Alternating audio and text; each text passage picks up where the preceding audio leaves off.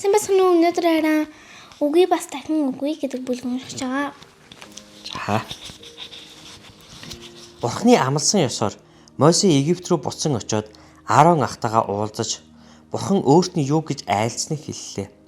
Тэд фараон руу очиод түүний ард түмнийг Египтээс чөлөөлж гарган явуул хэмээн Бурхан айлцсныг тунхаглаваа. Гэвч фараон Бурханыг мэддэггүй байсан тул тэдний үгэнд итгэсэнгүй. Аарон таяга газар хайсанд тэр нь могой болж хувирлаа. Гэсэн ч фараон тэдэнд итгэсэнгүй. Үгүй, би еврейчүүдийг Египтээс явуулахгүй гэлээ. Ард түмнээ Египтээс гаргахыг тушаасан түүний Бурхан бол цорын ганц үнэн Бурхан бөгөөд фараоны бурхтаас илүү хүчирхэг нэгэн болохыг Мосе тунхаглаваа. Гэвч фараон өөрийнхөө олон бурхтын талаар бодож үзснэ. Би яагаад Мосегийн энэ ганц Бурханы үгийг дагах ёстой гэж. Үгүй, би хүмүүсийг нь явуулахгүй гэвэ.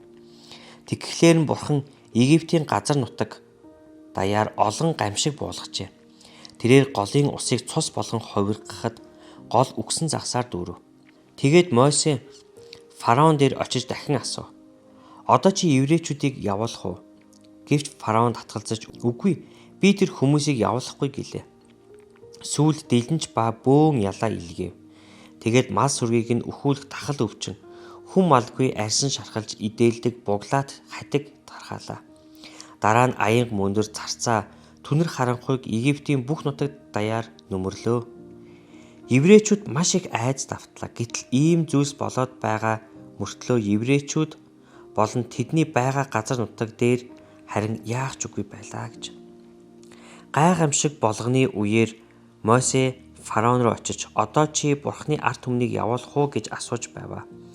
Фараон том сонголт хийх боллоо. Бурхан хүч чадалтай, бүх зүйлийг захирдаг, цаг агаар гол мөрөн ан амьтад болоод хүмүүсийн дээгүүр эрх мэдэлтэйг хүлээн зөвшөөрөх үү?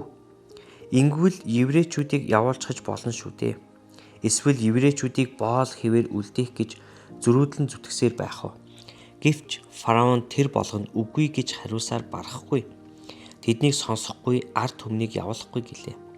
Тэр хүчтэй гэдэгт фараон үл итгэж дагахгүй байсан нь эзний таалал нийцсэнгүй. Эзэн өөрийн ард түмнийг чөлөөлөхөөр Мосег илгээж энэ үүргийг биелүүлэхэд нь өөрөө туссан билээ гэж.